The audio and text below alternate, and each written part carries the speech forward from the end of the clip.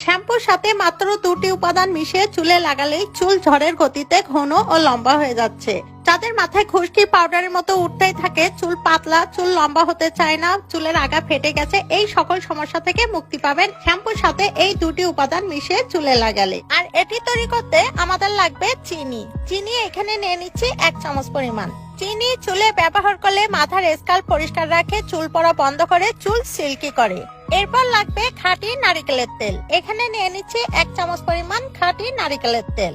এরপর আমাদের লাগবে শ্যাম্পু, এখানে আপনার ব্যবহৃত যে কোনো শ্যাম্পু ব্যবহার করতে পারেন, আর এখানে আপনার চুলের দৈর্ঘ্য বুঝেই শ্যাম্পু নিয়ে নেবেন।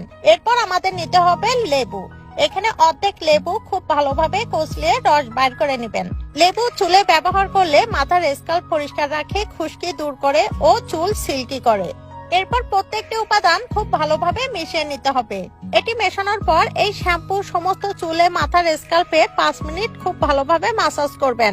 এরপর যেভাবে শ্যাম্পু করেন সেভাবে শ্যাম্পু করে নেবেন। চুলে শ্যাম্পু করার পর দেখবেন আপনার চুল হয়ে যাবে ঘন, কালো, লম্বা, সিল্কি।